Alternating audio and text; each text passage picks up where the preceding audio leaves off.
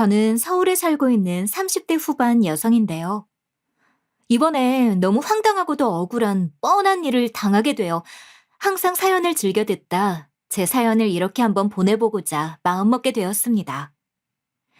이번 일 덕분에 저는 홀로 계신 아버지와 좀 더 돈독해지는 결과를 얻었는데 아무튼 지금부터 제가 겪었던 일을 청자님들께 자세히 이야기해 보려고 해요. 남편과는 말이죠. 아주 철이 없던 시절부터 잘 알고 지내던 친구였어요. 부끄럽게도 저는 일반적인 사람들과는 다른 행보를 걷던 사람이었거든요. 어떤 행보냐고요? 어린 치기에 남들이 하면 안 된다는 행동들도 한 번씩 하면서 아버지 속을 엄청나게 썩이던 그런 불효녀였죠. 그런 제 곁에서 항상 함께 어울려주고 저를 이해한다 생각했던 사람이 바로 남편이었어요. 그래서 더욱 이런 일을 당했다는 사실이 너무나 황당하고 어이가 없었던 거죠. 남편 역시도 당시엔 참 어렸어요. 게다가 힘든 가정 형편이었고요. 그래도 저와 달랐던 점은 남편은 모범생으로 지내면서 자기 관리 하나는 기가 막히게 하던 사람이었단 거였죠. 그런 사람이니 아무래도 더 의지하게 되었던 것 같기도 해요. 그리고 이때 남편의 진심 어린 한마디 말이 없었다면 남편과 이렇게 결혼까지 생각하지는 않았을 것 같고요. 야, 너는 어떻게 된 게 나이를 거꾸로 먹냐? 우리 이제 20대야. 성인이라고. 자기가 하는 일에 책임은 질 줄 알아야지. 매일 그렇게 나가서 놀기만 하면 누가 알아주기라도 한대? 네가 뭔데 나한테 뭐라 그래? 어렸을 때부터 봐왔으면 다냐? 아님, 뭐 네가 내 애인이라도 돼? 내가 하는 일에 함부로 나서지 마. 그래, 너 말 잘했다. 나 진심으로 너 걱정되고 정말 너 좋아해. 그러니까 이렇게 나서서 널 막아서지. 아무런 마음도 없는데 관심을 주겠어? 지금 네 상황이 많이 힘들고 지친다는 거 알아.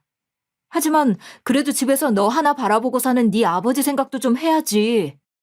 중학교 시절부터 알아왔던 남편이었지만 이렇게까지 절 생각했었다는 것에 참 충격 아닌 충격을 받았죠. 20대 초반 때 저는 엇나갔던 이유가 있었습니다. 바로 엄마가 갑작스럽게 병으로 돌아가셨거든요. 평소 남달리 관리도 하고 건강검진도 자주 하셨던 분인데 이렇게 덜컥 돌아가시니 정신적으로 너무나 힘든 시간들을 보내게 되었죠.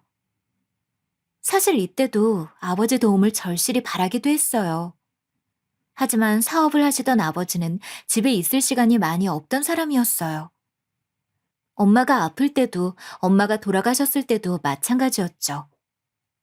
그게 한이 되고 제 마음 한구석에 남아 그렇게 행동을 했었던 것 같아요. 아무튼 그런 제 곁에서 절 이렇게 다독여주고 옆에 있어준 남편이 참으로 고마운 사람이었죠. 그렇게 저희는 친구에서 연인으로, 연인에서 부부가 될 수 있었어요. 그렇다고 아버지가 마냥 나쁜 사람은 아니었습니다. 아버지는 조금 규모가 있는 회사를 운영하고 계셨는데 전문직으로 직접 발로 뛰며 작업을 하시던 분이었기에 집에 있을 시간을 내기 어려웠으니 말이에요. 아버지와 직접적으로 많은 정서적인 공감을 하진 않았지만 아버지는 어릴 때부터 제가 물질적으로 부족하지 않도록 키워주신 아주 고마우신 분임엔 틀림없었습니다. 다만 엄마의 죽음으로 아버지는 있던 여유가 사라진 느낌이었고 그 사이 저는 잠시 엇나간 시간들을 보내게 된 것이죠. 그렇다고 마냥 아버지가 원망스럽거나 하진 않았어요. 제 곁에는 아버지 대신 남편이 함께 해주었으니까요. 남편은 항상 아버지를 이해하라는 말을 달고 살았거든요. 그러신 이유가 분명히 있을 거라고. 그렇게 전 알게 된 거죠. 아버지는 남편과 함께 마음을 다잡아가는 절 보며 결혼하는 그 순간까지 제 걱정을 멈추지 않으셨다는 걸 말이에요. 그런 아버지의 마음을 정확히 알 수 있던 건 시댁과의 상견례 전날이었었죠. 아빠, 내일 괜찮겠어요? 아빠한텐 내가 너무 갑작스럽게 말한 건 아닌가 싶어서. 그래도 그 사람이랑 결혼까지 할 거 대충 느끼곤 있었죠? 아무래도 내가 네 아빠니까 당연히 짐작은 하고 있었지. 그런데 말이다. 그동안 내가 참 너한테 신경을 많이 못 쓴 것 같다. 이런 일이 있는데도 직전까지 꾹 입을 다물고 있었던 걸 보면 말이다. 사실 엄마 그렇게 돌아가시고 아빠 일 너무 바빴잖아. 그때는 어린 마음에 아빠 많이 원망도 하고 그랬는데 그 사람이 그러더라고. 어른들은 어른들의 사정이 있을 거라고. 내가 조금만 이해하고 넘어가는 게 어떻겠냐고. 아니다. 그때 내가 좀 더 어른답게 행동했어야 했는데. 이렇게 이렇게 네 마음고생 시키며 참 미안하다. 앞으로 네 남편이랑은 잘 살아야 한다. 이 아빠도 열심히 네 옆에서 도와줄 테니까. 넌 혼자가 아니야. 내 말 잘 알아듣지? 그럼 나도 이제 어른인데. 아빠, 너무 걱정하지 마세요. 그이랑 나 잘할 자신 있으니까. 어릴 땐 몰랐지만 어른이 된 지금에야 이런 아버지의 마음을 조금이나마 훔쳐볼 수 있었던 것 같아 좋았던 시간이기도 했어요. 물론 그렇다고 마음의 응어리가 다 풀리진 않았지만요. 어쨌든 아버진 학생 시절 남편과도 안면이 있던 터라 저희 결혼을 쉽게 허락해 주셨고, 마찬가지로 시댁에서도 학생 때부터 자주 왕래를 했던 터라 저희가 결혼하는 것을 흔쾌히 축복해 주셨으니 앞으로는 잘 살 일만 남았다 생각했죠. 하지만 삶은 제 맘 같지 않더군요. 남편과 저는 결혼 당시만 하더라도 조금 힘든 상황이었거든요. 솔직하게 말해서 저와 남편이 사회에 나간 지 얼마 되지도 않아 결혼을 하자 결심했으니 다행이라면 사업을 하시던 아버지의 도움으로 집을 구해서 따로 나가 살 수 있었던 거였네요. 왜냐하면 시댁 역시도 그리 잘 사는 편이 아니었으니 말이에요. 저희 부부는 온전히 아버지에게 집과 혼수를 떠맡길 수밖에 없었고, 이 사실이 내내 제 마음의 짐처럼 남았답니다. 우리가 아무것도 없이 이렇게 덜컥 결혼하겠다고 하고 정말 미안해요. 아빠한테 이렇게 부담 주고 싶지는 않았는데. 뭘 그런 걸 여태 신경 쓰고 있어. 원래 이런 건 좀 더 여유 있는 집안이 많이 챙기고 그러는 거다. 그리고 그 집에서 혹시라도 아빠 혼자 있는 집이라면서 너를 업신여길까 싶어서 내가 마음 쓰여 하는 거니 너무 신경 쓰지 마라. 그래도 아빠도 요즘 많이 힘드시잖아요. 나도 이제 어엿한 성인인데 다 알아요. 그러니까 내가 어떻게 해서든 성공해서 꼭 갚아드릴게요. 응? 이런 제 마음과 달리 남편은 제 친정집에서 혼수와 집을 다 해준다고 하니까 제 속도 모르고 그대로 쪼르르 아버지에게 가서 감사하다며 넙죽 엎드려 인사까지 하더군요. 하지만 저는 못내 혼자 집에 남을 아버지가 많이 걱정되기도 했습니다. 이런 아버지의 노력으로 결혼하자마자 신혼집에 들어간 저희 부부는 각자 열심히 성공하기 위한 노력을 아끼지 않았어요. 없이 시작한 살림이라 평탄한 인생만 있던 것도 아니었으니 말이죠. 남편은 그래도 저보다 공부 잘하고 좋은 대학을 가서 그런지 열심히 노력하니 어떻게 대기업에 덜컥 합격을 해서 곧바로 저희 살림에 보탬이 되기 시작했어요. 그러나 저는 조금 시간이 걸렸죠. 전 이때 처음으로 아버지처럼 전문직에서 일하는 사람이 되고 싶단 생각을 했어요. 그래서 돈이 들고 시간이 들더라도 관련 교육을 듣자 싶었죠.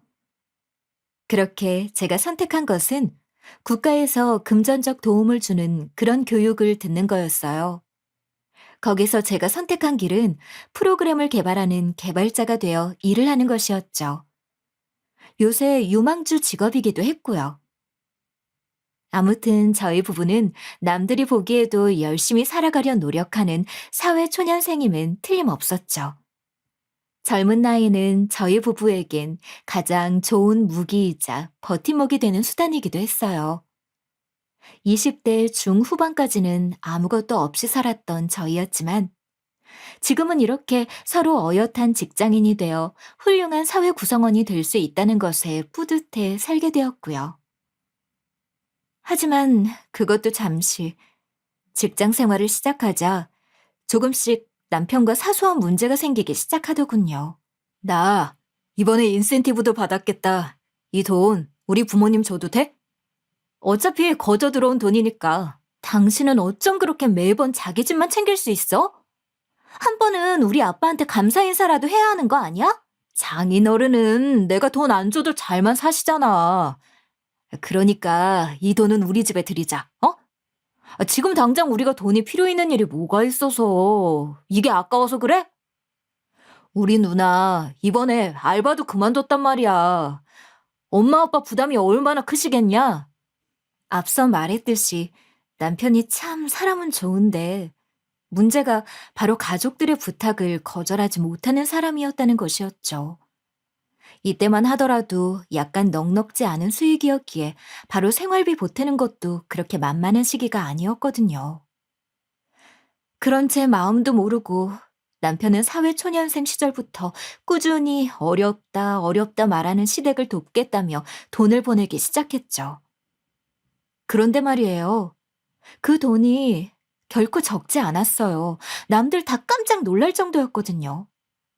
처음에는 한 50만 원 보내나 싶었던 금액. 첫 직장 다니면서 드리는 용돈치고는 너무 많다는 생각도 잠시.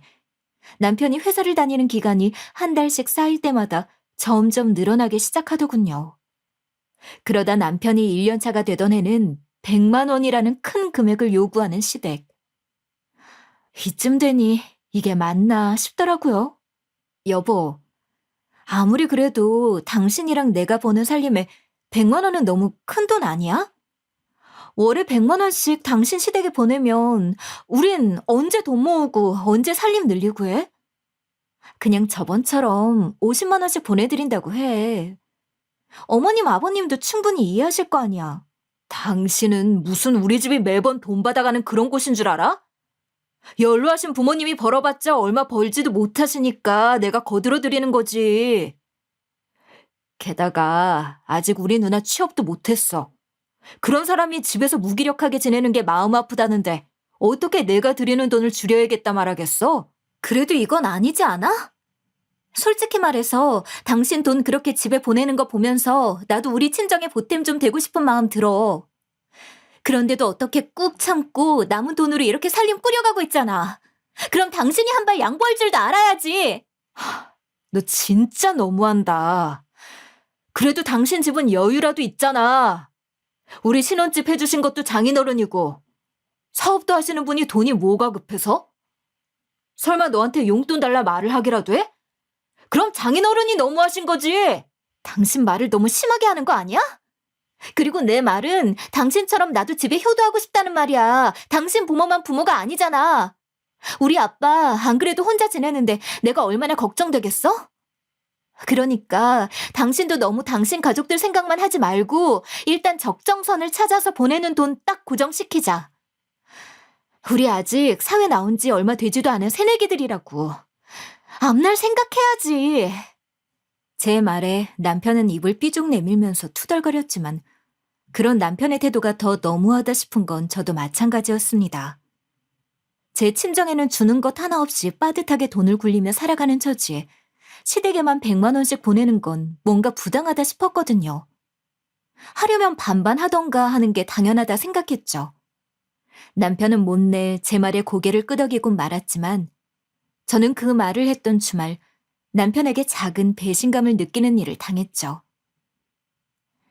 시댁에는 남편보다 나이 많은 신우가 있었는데 제가 일을 안 할 때는 그 신우가 참 어른스럽다 생각했던 적도 있었어요. 제가 20대 초반일 때 말이죠. 그런데 결혼하고 나니 애도 이런 어린 생각을 가진 사람이 있을 수 있나 싶더군요.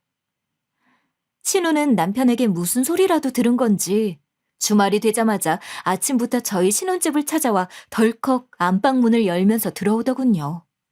저희 집 비밀번호를 알고 있던 사실도 경악인데 방문 앞에 서서 제게 대뜸 이런 말을 퍼붓기 시작했죠. 얘 동생, 일어나봐. 네가 내 동생한테 우리 집에 주는 생활비 줄이라고 그랬다면서?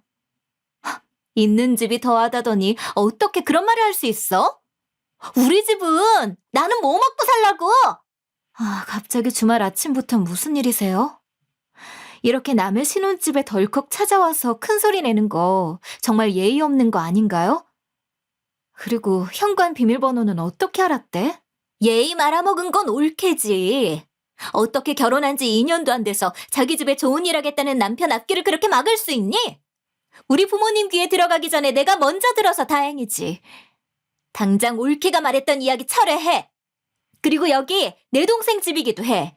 어디 올케 혼자만 살아? 엄연히 여기는 제 집이기도 하고요. 그리고 뭘 말씀하시는지 모르겠네요. 형님 말대로라면 저희가 시댁에 그렇게 매달 생활비 과하게 주는 게 말이 된다 생각하시나 보죠? 남편이 그렇게 시댁에 보내는 돈 때문에 저희가 얼마나 빠듯하게 지내는지는 알고나 말하세요? 네가 뭘 몰라서 그러나 본데 쟤는 너랑 결혼하기 전에도 꼬박꼬박 생활비 챙겨주던 우리 부모님에겐 효자 같은 존재였어. 그걸 대기업 들어가서 벌이가 늘어나서 좀 늘리겠다는 게 뭐가 그렇게 불만인데? 지금 결혼해서 네 남편이니까 손댈 생각도 하지 말라 이거야? 아무리 대기업에서 일을 한다고 해도 그이랑 저 아직은 신입이에요. 어떻게 100만 원이라는 돈이 크지 않을 수 있겠어요? 그걸 좀 줄이자 말하는 제가 더 상식 있는 거 아닌가요? 그리고 돈을 받는 사람은 어머님인데 왜 형님이 이렇게 찾아와서 큰 소리 내시는지 모르겠네요. 그리고 남편이 물건도 아니고 내 거, 네 거 할 게 뭐가 있어요? 어머머머, 얘 좀 봐. 우리 엄마가 나보고 가서 혼쭐을 내라기에 내가 온 거지. 밖에서 놀던 년 그래도 집안이라고 잘 사니까 받아줬더니 아주 우리랑 맘먹으려 들어? 내가 동생한테 미리 무슨 일 있으면 말 꼭 하라고 말해놔서 다행이었지. 안 그랬음 아주 순진한 애 구슬려 먹으려 들었겠다. 지금 말 너무 심하신 거 아니에요? 당장 저한테 사과하세요. 그러는 형님은 뭐가 그렇게 대단한 일 한다고 지금 이렇게 제 앞에서 큰 소리 떵떵 치는지 모르겠네요. 백수시면 일 찾을 신용이라도 좀 하시던가. 당황스러웠죠. 제가 왜 이런 소리를 쉬는 날 아침부터 듣고 있어야 하는지도 모르겠고 이런 말 같이 듣고 있으면서도 입 꾹 닫으면서 가만히 서 있는 남편도 이해가 가질 않았고요. 하지만 제 말을 들은 신우는 얼굴이 시뻘개지면서 남편에게 네 마누라 하는 꼴 좀 봐라 하고 소리를 치는데 참 어이가 없었습니다. 아무리 그래도 제 남편인데 여기서 잘못한 사람 편들까 싶은 생각이었죠. 그런데 제가 착각을 했던 것 같아요. 남편의 반응이 영 그랬거든요. 당신은 무슨 할 말 없어?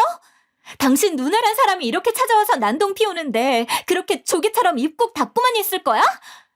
사람이 경우가 없어도 어쩜 저렇게 말을 험하게 할 수 있냐? 이제 한 식구이기도 한데 말이나 좀 조심하든가. 저러니까 취업을 못하지. 그럼 둘이 말하는데 내가 무슨 말을 해? 그리고 우리 누나가 한 말이 다 틀린 말도 아닌데 무슨 말을 더 해야 되는데? 그리고 너도 말 너무 심하게 하는 거 아니야? 우리 누나가 뭐 일하기 싫어서 안 하나? 당신 말은 내가 지금 이 상황을 다 이해하고 살아야 한다. 솔직히 말해서 저는 형님이 이렇게 저희 집 비밀번호까지 알고 들어온 거 마음에 들지 않아요. 계속 그렇게 남편한테 돈 받아가실 생각이라면 차라리 돈을 받아가는 타당한 이유라도 알려주시던가요. 내가 어제도 말했잖아. 당신 집은 여유로울지 몰라도 우리 집은 안 그렇다고. 당신이 좀 이해해주고 살면 안 돼? 제발 우리 조용히 좀 살자 좀. 되려 화를 내는 남편의 모습에 어처구니가 없어서 제가 입을 떡 벌리고 있는데 이게 남편이 자신 편을 든다고 생각을 했는지 신우는 아주 신이 나서 더 큰 소리 내기 시작하더군요. 그걸 왜 우리가 일일이 올케한테 검사를 받아야 하는데? 올케 진짜 웃긴다. 그리고 아까도 말했지만 여기 올케만 사는 집 아니야. 나도 당연히 이 집 문 당당히 열고 들어올 권리가 있는 거지. 이 일로 시댁과 저의 사이는 그렇게 좋은 사이라 결코 말할 수 없는 지경에 이르렀습니다. 남편이라는 사람은 중간에서 어떻게든 그래도 중재해보겠다 노력하긴 했지만 제 마음에 드는 해결 방안은 없었죠. 내가 어떻게 해주길 바라는데? 저번에 우리 누나가 했던 일은 내가 대신 사과한다니까? 더 이상 나한테 뭘 어떻게 하란 말이야? 당신 집에 보내는 돈 당장 반씩 나눠서 우리 아빠한테도 보내. 이 집 마련해준 사람 당연히 우리 아빠였고 이 혼수들 다 우리 아빠 돈으로 한 거잖아. 야, 당연히 너랑 결혼한다고 하니까 너 잘 살라 사주신 거지 우리 가족 위해서 사줬냐? 집에 돈도 많으면서 왜 그렇게 쪼잔하게 구는데? 뭐? 쪼잔? 당신 정말로 나랑 갈라설 생각 아니면 당장 당신 집에 보내는 돈 줄이고 당신 가족들 우리 집에 얼씬도 못하게 비밀번호 바꾸고 가르쳐줄 생각도 하지 마. 앞으로 2번 다시 이런 일 생기면 정말 나 어떻게 나갈지 장담 못해? 하지만 제 이런 경고는 남편에겐 씨알도 먹히지 않았나 봅니다. 결국에 남편은 계속해서 시댁에서 달라는 대로 돈을 보냈거든요. 저희 사이는 화목했던 이전과 달리 험악해지기 시작했고 험악한 분위기처럼 저희 집의 살림살이는 거의 제 돈으로 해결해야만 하는 지경에 이르렀죠. 그렇게 3년이라는 시간이나 참고 지냈는데 그동안 참 많은 일이 있었습니다. 그 사이에 신우를 비롯해 이제는 시모까지 합세해 대기업 간 우리 잘난 아들 며느리로 받아줬더니 아주 싹퉁머리가 없다는 둥. 어린 나이부터 돈 밝히면 쓰냐, 우리 집 식구가 잘 되는 꼴을 못 보는 못된 년이다 라는 말을 제 면전에서 들었거든요. 물론 전 속으로 이를 아득바득 갈면서 두고 보자 싶었죠. 언젠가는 이 둘에게 복수할 날이 올 거라 생각했거든요. 참아온 시간만큼 저에겐 이 둘에 대한 정보들이 하나둘 쌓이기 시작했죠. 시모와 신우는 있는 것 없는 것 다 내놓으면서 자랑하는 것이 취미였던 사람들이었거든요. 그런 사람들이니 명품이라면 눈이 돌아갔고 그런 명품을 사가지고 가는 사람은 제 남편이었죠. 전 거기서 복수의 힌트를 한 가지 얻을 수 있었죠. 게다가 복수를 위한 이야기는 이것뿐만이 아니었습니다. 그간 저희 부부 사이에선 쌍둥이 아이가 생겼거든요. 얼마 전에 출산을 한 터라 저는 제 한 몸 건사하기 힘들었지만 그 와중에도 항상 귀는 열고 살았죠. 그런 제게 놀라운 소식 하나가 들리더군요. 그건 바로 신우에 대한 소문이었어요.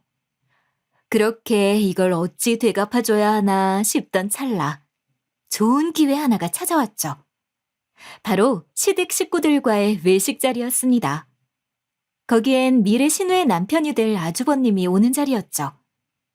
신우는 간신히 취업을 하긴 했는데 그리 높은 연봉을 받으며 다니진 않았어요. 중소기업의 격리 자리에 들어가서 간신히 일을 꾸역꾸역 해나간다 들었는데 아주버님 될 사람한테는 자기가 능력도 좋아서 곧 승진도 할 거란 이야기도 했던 모양이더군요. 저는 넌지시 식사 자리에서 신우의 그런 승진 이야기를 꺼냈습니다. 형님, 이번에 승진하신다면서요? 다닌 지 이제 겨우 1년 됐는데 승진이라니 대단하세요. 그래서 연봉 협상은 어떻게 진행하셨어요? 제가 아는 사람이 그 회사 인사팀에서 근무하는데 제가 들은 이야기가 있어서 말이죠. 제가 아무것도 모른 눈치로 이렇게 말하니 신우는 당황하기 시작하더군요. 그게 연봉 협상 잘했지. 내가 어떤 사람이야? 할 땐 하는 사람이잖아. 와, 재수 씨도 그 소식 들었어? 이 사람 이번에 승진하면서 연봉 거의 1,000 가까이 올랐다고 막 자랑하는 거 있지? 그래서 내가 이 사람 다시 봤다는 거 아니겠어. 그러면서 이번에 명품 하나 장만했다면서 나한테도 시계 하나 사주던걸? 웃기지도 않았죠. 승진은커녕 일 못해서 잘리기 직전이었으니까요. 그 회사엔 정말로 제가 아는 사람이 일을 하고 있었거든요. 듣는 이야기로는 일을 너무 못해서 사장이 화가 나 어떻게 자를까 벼르고 있다던데. 아, 그렇군요. 이상하네요. 제가 듣기로는 그 회사 올해 수익이 별로 좋지 않아서 연봉은 전부 동결이라 들었거든요. 그 프로젝트 진행했던 딱 한 팀 제외하고 말이죠. 그런데 형님이 시계를 사주셨다고요? 어디 한번 봐요. 제가 아주버님 시계를 보여달라 한 이유 다 있습니다. 왜냐하면 신우가 남편을 끌고 가서 중고로 샀던 시계였거든요. 남편은 몰래 나간다고 했겠지만 어딘가 수상했던 남편의 태도에 제가 남편의 핸드폰을 봤거든요. 자려고 하면 시시때때로 알람이 울리니 잘 수가 있어야 말이죠. 아무튼 그렇게 본 알림 내용에는 중고시계 거래에 대한 이야기가 있었어요. 그게 바로 지금 아주버님이 손에 차고 있는 시계였죠. 그런데 이거 왜 이렇게 장기스가 많아요? 이거 새 시계 맞나요? 이상하네. 이거 보증서하고 시계 박스 이런 것도 다 있으시죠? 이 정도면 새 제품으로 교환해야 할 것 같은데. 그게 뭐가 어떻다 그래? 내 눈에는 아주 깨끗하니 좋기만 한데. 자기, 저런 이야기 들을 필요 없어, 어? 재수 씨 눈에도 그래? 아무리 봐도 이게 생활기스 같아 보여서 나도 이상하다 싶었거든. 당신 이거 보증서 가지고 있댔지? 이번 주에 한번 시간 내서 우리 재수 씨 말처럼 알아보러 가자, 어? 나도 아무래도 이거 이상하다 생각했단 말이야. 신우 안색은 창백하게 질려갔죠. 당연합니다. 저건 분명히 중고였으니까요. 그래서 생활감이 있던 거겠죠. 아무튼 저는 그래 하고 웃으면서 창백해지는 신우를 보며 아주 속이 후련했습니다. 이 이후에 어떻게 될지는 눈에 뻔했죠. 나중에 신우가 씩씩거리면서 제게 왜 그랬냐고, 자기가 그때 아주버님께 어떤 쪽팔림을 당했는지 아냐면서 큰 소리로 전화가 왔지만 저는 고소하다는 생각에 이렇게 말해줬죠. 그러게 누가 중고 사서 새 거라고 속여서 선물로 주래요? 그래도 아주버님 참 사랑이긴 하시네요. 이런 거짓말까지 하면서 허세 떵떵거리는 사람 저는 줘도 안 가졌을 텐데 말이죠. 앞으로는 저한테 처신 잘하세요. 사람 일이라는 게 어디서 어떻게 다 들통날지 누가 알아요? 당연히 신우는 고얀 년, 못된 년, 아주 년이라는 년은 다 붙이며 욕설을 퍼부었지만 저는 듣는 척도 안 하고 그저 그 전화를 뚝 끊었습니다. 아주 속이 후련하게 내려가는 듯 싶었죠. 남편은 이전과 다르다 싶을 정도로 집에 충실한 가장이 되기 시작했어요. 저는 그 모습을 보면서 그래도 자기 자식 생겼다고 아빠 노릇은 하고 싶나 보네 싶은 마음이 들면서도 한편으론 그런 남편의 모습이 계속되었으면 좋겠다 싶었죠. 아무래도 아이가 생기니 부모들은 온전히 있어야 되지 않나 싶은 그런 마음이 들더라고요. 그런데 말입니다. 이게 다 시댁 식구들의 복선일 줄은 정말 상상하지도 못했어요. 사실 아주버님 될 사람은 말이죠. 신우가 취업한 회사에서 알게 된 사람이 소개해준 사람이었거든요. 그런데 어떻게 거의 사귀자마자 결혼하겠다며 집에 덜컥 데려와 인사를 시키더라고요. 처음엔 왜 그런가 싶었는데 나중에야 그 이유를 알게 되었죠. 신우의 배가 점점 불러오기 시작했거든요. 처음 아주버님이란 사람이 시댁에 인사를 하겠다 찾아와서 꾸역꾸역 자리를 채웠을 때 저에겐 아주버님 인상이 썩 좋진 않았습니다. 아무리 봐도 표정이 내가 왜 여기 있지 싶은 사람의 표정이었거든요. 즉, 신우가 임신만 안 했더라면 관계 한 번에 바로 다른 사람으로 갈아탈 것 같은 그런 사람의 표본이었어요. 그런데도 어찌되었건 신우와 결혼할 사람이니 그래도 진득하게 이야기 한번 해보자 싶어서 신우와 결혼한 이후 하루 날을 잡고 대화를 나눈 적이 있었는데 제 생각처럼 썩 좋은 사람은 아니더군요. 형님하고 신혼생활 시댁에서 하니 힘들지 않으세요? 저번에 시계 중고 사건도 있고 말이에요. 저 같으면 그런 사람 믿지도 못할 것 같은데. 뭐가요? 들어가서 사니까 좋기만 하던데? 밥하면 밥 나오지 집안일 안 해도 척척 알아서 잘 되어 있고. 애가 생기지만 않았으면 결혼은 안 했을 텐데 싶긴 하지만 그래도 결혼하니까 좋은 점이 하나라도 있어서 참 좋더라고요. 집안일을 해요? 형님이 말이에요? 설마... 형님 집안일은 아주 젬병이실 텐데. 아, 그 사람 말고 장모님이 말이에요. 하나 있는 사위라고 아주 정성이 말이 아니시거든요. 게다가 저랑 약속한 이야기도 있고. 아무튼 처가도 잘 사는데 뭐가 걱정이겠어요. 네? 저희 시댁이 잘 산다고요? 어딜 보고 그런 생각을 하셨어요? 에이, 재수 씨도 다 아시면서. 저희 장모님 방에 들어가 본 적 없어요? 장모님 방 장롱에 아주 명품이 쫙 진열돼 있는데 저희 집사람 방은 또 어떻고요? 이런 집안에서 저 받아주신 것만 해도 감사하죠. 아마 아주버님이 말하는 명품 중 거의 절반 이상이 짝퉁이라는 걸 아는데 이 사람은 그저 시댁의 허물만 보고 결혼했다 싶은 생각이 딱 들더군요. 이런 제 예상이 빗나가지 않듯 아주버님이란 사람은 시댁에서 그저 빌부터 먹을 생각만 가득했죠. 저는 속으로 어떻게 이런 사람이랑 결혼을 하나 싶었는데 신우도 그렇게 원해서 한 결혼은 아니겠구나 싶은 생각도 들었습니다. 어쨌든 신우가 왜 이렇게 급하게 결혼을 하게 되었나 싶었는데 다 이유가 있었던 거였죠. 저는 속으로 둘이서 아주 똑같은 인간이랑 결혼했구나 싶어서 고소하다 싶긴 했네요. 그런데 말입니다. 어느 날부터 아주버님이란 인간이 갑자기 저희 집에 자주 들락날락거리기 시작하더군요. 처음 한 번은 그래, 아주버님 얼굴 보고 참았죠. 그런데 한 번이 두 번이 되는 그 순간부터는 짜증이 나기 시작했습니다. 집에는 아이들도 있었으니까요. 예민했던 저는 아주버님을 잡고 말했죠. 대체 왜 이렇게 저희 집 들락날락 하시는 거예요? 저희 집엔 아직 저 또한 땐 애들이 있는 거 모르세요? 그리고 임신한 아내 옆에 붙어 있으셔야죠. 이렇게 나와 계시면 어떡해요? 아, 그게 말이야, 재수 씨. 내가 얼마 전에 장모님이랑 대판했거든. 재수 씨도 알잖아, 우리 장모님 성격. 그래서 척하는 게 어찌나 눈치가 보이던지 원. 그러다 처남이랑 남자들끼리 대화 한 번 했는데 집에 자주 놀러 오라고 하더라고. 재수 씨도 알던 거 아니었어? 뻔뻔하게 남편을 팔면서 말하는 이 인간의 꼬라지 두고 보기가 참 힘들었습니다. 사실 저와 달리 남편은 아주버님과 아주 죽고 못 사는 사이가 된 지 오래더군요. 자기 누나 남자친구란 사실 때문에요. 정말 사람이 보는 눈이 없어도 너무 없다 싶었죠.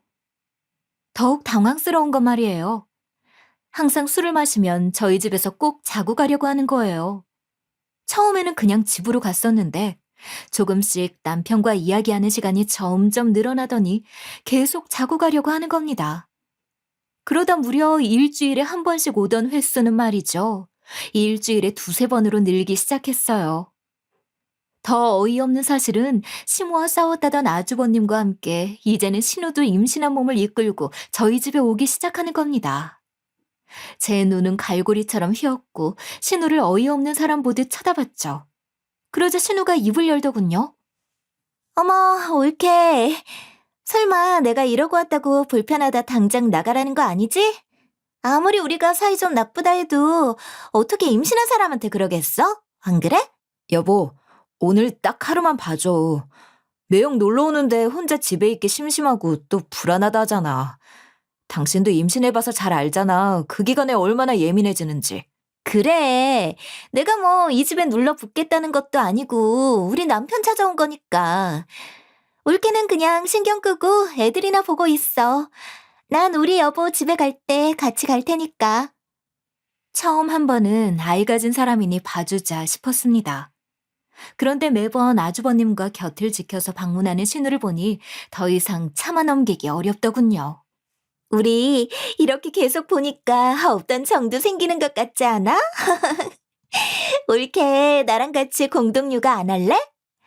사실 이런 식으로 밝히긴 그랬는데 내가 올케처럼 쌍둥이 엄마가 됐다지 뭐야. 그래서요? 제가 왜 형님이랑 같이 육아를 해야 하는데요? 저 지금 이렇게 형님이랑 아주버님 집에 방문해서 술 마시는 거 정말 싫으니까 이제 제발 그만 좀 오세요. 저도 홀몸 아닌 사람한테 이렇게 큰 소리 내기 싫거든요? 당신 왜 그래? 누나 괜찮아? 아이도 있는 사람 앞에서 왜 자꾸 화만 내려고 그래? 그냥 좋게 좀 넘어갈 순 없겠어? 당신은 지금 당신 누나 말 듣고 그 말이 나와? 이 집에 나 혼자 있는 것도 아니고 우리 애들도 있어. 매번 밤마다 이렇게 시끄럽게 굴다 우리 애들 건강 문제 생기면 그땐 어떻게 책임지려고? 그리고 공동육아는 무슨 애도 아직 낳지도 않은 사람이 당장 당신들 집으로 나가! 남편이 말리거나 말았거나 전 그날 당장 그 두 사람을 쫓아냈습니다. 홀몸이 아닌 사람 무작정 내보낸 게 썩 마음에 걸렸지만 그래도 이건 참을 수 없다 싶었으니까요. 그런데 말이죠. 남편은 제가 이렇게나 싫어하는데도 한사코 꼭 문을 열어주더군요. 그러면 전 계속 내쫓았고요. 이런 상황인데도 둘은 눈치 하나 없는 사람처럼 꾸역꾸역 저희 집을 방문하더군요. 그렇게 일주일 정도 대치를 했으려나요? 전 그제야 이들의 속내를 알 수 있었습니다. 남편이 하루는 이렇게 말했거든요. 당신 정말 너무한 거 아니야? 우리 누나가 홀몸도 아니고 쌍둥이 가진 몸인데 힘들게 왔으니 집안에 들여주기는 해야 할 거 아니야. 난 구태여 우리 집 오란 말도 한 적 없어. 그리고 그렇게 보고 싶고 이야기하고 싶으면 당신이 나가서 대화하고 들어오면 될 거 아니야. 이 집에 애들 있다고 내가 몇 번이나 말했어. 당신 눈에 우리 애들은 보이지도 않니?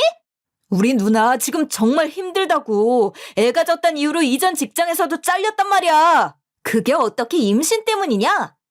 내가 듣기로는 일을 해도 너무 못해서 잘렸다던데? 그리고 그걸 핑계로 왜 자꾸 우리 집에 기어 들어오는데? 그게 합당한 이유라도 되니? 집이 얼마나 불편했으면 자꾸 여기로 도망오겠어? 그러니까 말이야. 우리 이 집 누나네 부부한테 주고 우린 더 큰 집으로 이사 가지 않을래? 우리 누나가 자꾸 자기 집 하나 어떻게 마련하고 싶다고 계속 울면서 말한단 말이야. 당신 정말로 미쳤구나. 내가 왜 이 집에서 나가야 하는데? 그리고 여기가 당신 집인 줄 알아? 여기 엄연히 내 명의로 된 내 집이야! 저는 남편의 말에 당장 남편의 등짝을 사정없이 때리며 남편을 내쫓았습니다. 그리고 꾸역꾸역 놀러오면서 저희 집에 놔뒀던 신혼부부의 짐을 고스란히 시댁 앞에 놔두고 왔죠. 전 남편 얼굴도 꼴도 보기 싫어 집 비밀번호도 바꾸고 남편에게 비밀번호도 알려주지 않았습니다. 그저 문을 열 수 있는 카드 한 장만 손에 쥐어주고 말았죠. 생각할수록 이 집 식구들 전부 미친 거 아닌가 싶더군요. 남편은 참 어이없게도 이후로도 계속 자기 누나는 어떻게 하냐 하며 계속 제 옆에서 애처럼 칭얼거리며 신우에게 이 집을 내어주고 차라리 제 친정 아버지에게 연락해서 저희가 집을 다시 구하자 하더군요. 이런 순간까지도 자기 가족이 잃는 건 죽어도 싫다는 듯이 행동하는 남편의 있던 정남이가 떨어졌고 저는 아이들을 데리고 이 집을 나가야 살 수 있겠다는 생각이 들기 시작했습니다. 그렇게 제가 이 일을 결심하게 된 것은 아이들 돌잔치를 하면서였는데 이때 당연히 시댁 식구들도 전부 찾아와서 축하하겠다며 자리를 지키고 있었죠. 임신한 불편한 몸으로 꾸역꾸역 여기까지 와서 한자리 하는 신우를 보니 미워도 이렇게 미울 수가 없더군요. 어머, 올케네 집 우리한테 주기로 다 이야기됐다면서? 그런데 왜 나한테 연락을 안 했대? 고마워. 뭔 소리예요? 누가 그래요? 아직도 정신을 못 차리셨나? 지금 누구 마음대로 제 집을 당신한테 준다 만다 하세요? 제가 형님 애도 있는 몸이니 거친 말 안 하겠습니다. 제 집에 손댈 생각 죽어도 하지 마시고요. 앞으로 당신들이 알아서 돈 벌어 제 집 마련하세요. 아시겠어요? 좋은 날 험한 소리 듣기 전에 제발 저희 남편한테 그 알랑방귀도 그만 끼시고요.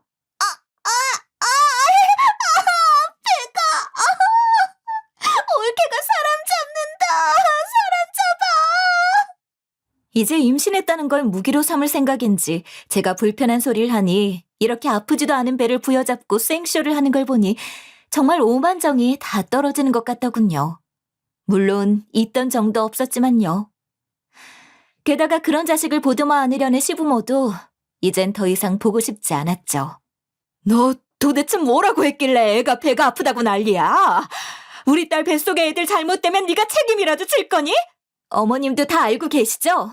형님이 저희 지금 살고 있는 신혼집 저희 남편한테 달라고 했다면서요? 솔직히 지금 이 상황이 말이 된다 생각하세요? 제가 오늘 저희 애들 돌잔치 때문에 참으려 했는데 더 이상은 안 되겠네요.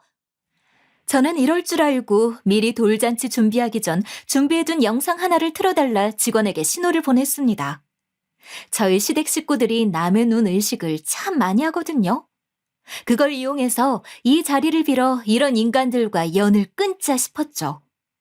이건 누구도 몰래 진행한 일이라 갑자기 마이크를 건네받아 말을 하려는 제게 모든 이목이 집중되었습니다. 제가 이 자리를 빌어 하나 고발하고자 합니다. 저희 시댁이 참 대단한 집안이거든요. 그래서 제가 이렇게 가만히 있으면 안 되겠다 싶더라고요. 앞에서 나오는 동영상의 내용은 아주 상상 초월이었죠. 왜냐하면 지금까지 남편, 신우, 아주버님 3명이 나눴던 은밀한 대화가 고스란히 나오고 있었거든요. 발단은 그래요. 아이들 때문에 설치한 캠에 찍힌 것들을 우연히 제가 봤을 때부터였겠네요. 아, 여기가 이제 우리 집이 된다, 이거지? 이렇게 넓은 집에 언제 한번 살아보나 했는데 횡재다, 횡재. 그런데 여기 재수 씨 명의로 되어 있다고 하지 않았어? 어떻게 우리한테 넘겨주려고? 제가 다 생각이 있어요. 매영이랑 누난 지금 이대로 계속 우리 집에 찾아와서 술 먹고 난동 부리고 해. 알겠지? 그럼 내가 여기서 이사 가자 내 마누라 꼬드길 테니까. 아주 작당모의를 했더군요. 홈캠이 없었어도 이런 얕은 수에 당하진 않겠지만 정말 저를 물로 봐도 한참 잘못 봤다 싶은 생각이 들게 만드는 영상이었죠.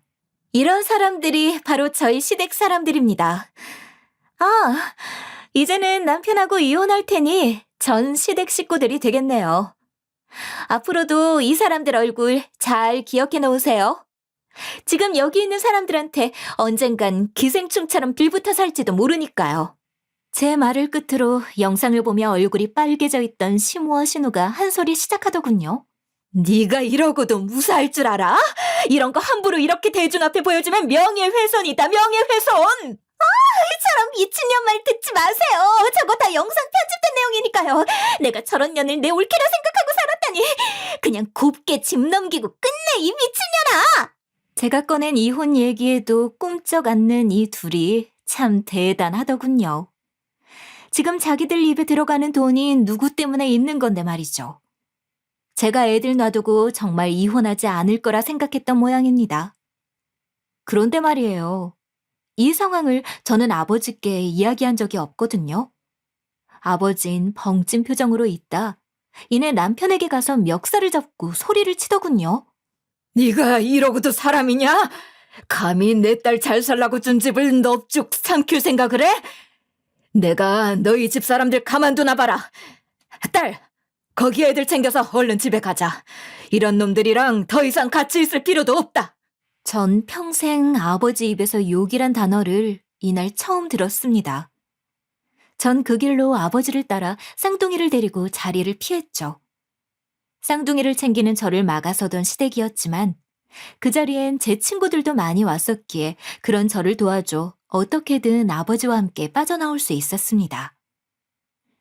이후로 남편에게 이혼 소장을 우편으로 보냈고 소장을 받은 남편은 제가 머물고 있는 아버지 집까지 찾아와서 문을 두들기며 이렇게 헤어질 순 없다며 싹싹 빌기 시작했어요. 여보, 내가 잘못했어. 앞으로 당신이 하자는 대로 내가 다 할게. 그러니까 우리 얼굴 보고 이야기 좀 하자. 이렇게 이혼하겠다 말하면서 애들 데리고 사라지면 난 어떡하라고. 내 알 바 아니고 애들은 당신 집에서 도저히 못 키우겠어. 당신 가족들이 애 빌미로 얼마나 또 당신을 들들 볶으면서 애들 힘들게 괴롭히겠어? 그러니까 우리 이렇게 이야기하지 말고 법정에서 그냥 다 까놓고 이야기하자고. 그렇게 이혼 소송을 진행하는 날, 이전 돌잔치에 사용된 영상을 증거로 제출했죠. 결과는 당연하게도 제 승리였습니다. 게다가 남편은 재산 분할도 하나 없이 쫓겨나게 되었는데 그건 너무나 당연한 일이었죠. 저는 오히려 그간 혼자서 가정 경제를 책임졌기에 위자료를 받게 되었고 크지는 않지만 3천 정도를 받을 수 있었습니다. 아주 속이 시원하더군요. 애들 양육권 역시도 제가 가져올 수 있었어요. 저는 특히나 신우와의 관계에 대해서 면밀히 이야기를 했는데 판사님도 그 집에서 아이들이 자라기엔 부적절하다 생각했나 봅니다. 어찌되었건 잘 마무리가 되어 속이 시원했고 앞으로는 그 집안 사람들 볼 일이 없겠다 싶어서 너무나 후련하더군요. 전 남편과 이혼 후에는 바로 신혼집을 처분하고 저는 당장 아버지 옆에서 살게 되었습니다. 아버진 노년에 시끌벅적해서 좋다면서 손주들을 보고 아주 껌뻑 죽을 것처럼 좋아하시더군요. 그런 아버지를 보니 왜 이제야 이렇게 찾아와서 손주 안겨드리고 효도를 못했는지 과거의 시간들이 너무 후회되었죠. 제가 제 직업이 개발자라고 했잖아요. 지금은 다니던 회사를 나와 따로 팀을 꾸려 외주를 받으며 프리랜서로 일하고 있는데 이게 수익이 생각보다 좋아서 잘 지내고 있습니다. 아이들을 위한 선택이었지만 그래도 잘 나가니 천만다행이라는 생각이 들더군요. 전 남편과 시댁 식구들은 그 좁은 집에서 5명이 잘 사는 모양이더군요. 물론 전 남편 돈으로겠지만 말이에요. 저랑은 이제 별 상관도 없는 사람이니 이젠 신경 끄고 살려고 합니다. 진짜 이 이야기를 청자님들께 들려드리려 적으면서도 화가 계속 올라오더군요. 옆에서 귀엽게 방긋 웃는 제 쌍둥이들 아니었으면 정말 아무튼 저는 제 이야기 듣는 분들에게 말하고 싶습니다.